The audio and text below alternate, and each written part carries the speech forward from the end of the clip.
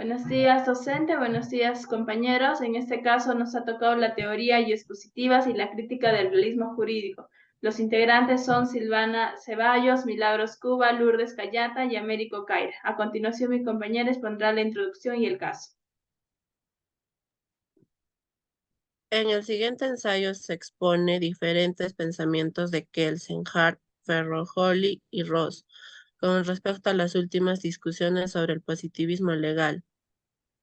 Asimismo, se analizará el presente caso con fecha 16 de agosto del 2018 de doña Andrea Alejandra Canales Caballero, que interpone una demanda de amparo contra el Registro Nacional de Identificación y Estado Civil, RENIEC, y don Diego Edgar Concha Uriol solicita que se corrija el orden de los apellidos de su menor hija.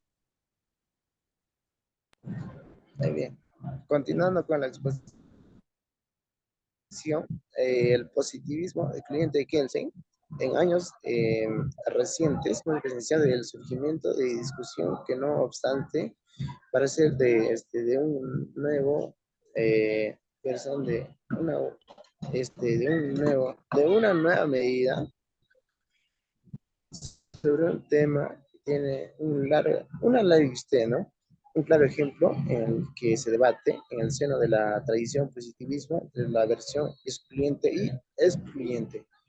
En, el, en, en este caso, esa polémica alrededor de la relación entre el derecho y la moral, aunque ahora se formula en el término distinto de la originalidad cuando fue un punto de batalla entre el positivismo tradicional y el final del derecho moral. Ahora podemos decir en la legitimidad nacional como un vínculo jurídico normal.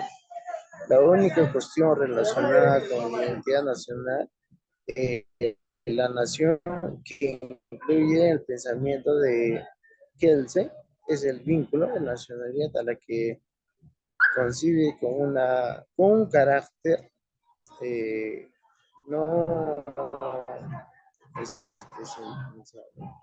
en un sentido individualista. Siguiente paso de mi. El positivismo incluyente o metodológico de Hart. El positivismo de Hart. En primer lugar, la corriente del positivismo jurídico de Hart es determinado como un fenómeno intelectual, social e histórico desarrollados dentro de un contexto temporal en el cual enfatiza su desenvolvimiento. La observación analítica y objetiva y concreta de esta ideología resalta primordialmente de la separación o ruptura del tipo conceptual entre el derecho y la moral. El objetivo de esta disolución es la práctica independiente y así enfocar una directriz perfeccionista. La versión del positivismo desarrollada y defendida en este libro, dijo Hart, positivismo jurídico incluyente, una característica distinta del positivismo incluyente, es sostener que las pautas de moral política, es decir, la moral se utiliza para evaluar, justificar y criticar a las instituciones sociales. Para concluir, Hart dice de que es un derecho moral, ya que el apellido de los padres en el Perú se tiene que poner primero. Eso sería todo. Para continuar con la exposición, primero vamos a decir quién es Ferrajoli. Ferrajoli era un filósofo, una persona donde indicaba el modelo de integridad personal y profesional. No podía dejar de reflejar su compromiso ético y político con los valores de la igualdad y la solidaridad. Está convencido que el derecho fundamental debe ser puramente formal. En el caso propuesto, él nos indica la notable vulneración al derecho de la igualdad y no discriminación en razón del sexo de la demanda en la elección del orden de los apellidos de su menor hija, así como el derecho a la identidad de la niña. Por eso la TC declara fundada la demanda de amparo. Se analiza el caso según el positivismo de Ferrajoli. Como principio, indica que los derechos fundamentales deben ser puramente formales, de modo que las define el derecho fundamental como aquello que se puede que no se puede comprar ni vender. Son aquellos derechos subjetivos que corresponden universalmente a todos los seres humanos, en cuanto dotados del estatus de persona, de ciudadanos o de sujetos con capacidad de obrar, siendo el derecho de la igualdad a la no discriminación en razón del sexo, un derecho fundamental que está plasmado en nuestra actual Constitución y no puede ni debe denigrarse por la ley que lo ampara. En conclusión, el Ferrajoli nos indica que no se puede vulnerar los derechos básicos de la persona.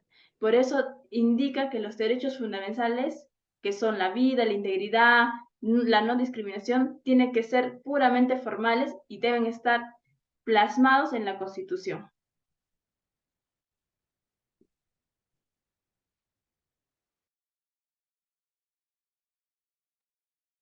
En el realismo jurídico de Ross, Ross eh, fue un jurista y filósofo danés que desarrolló una teoría del realismo jurídico que difería del pensamiento tradicional.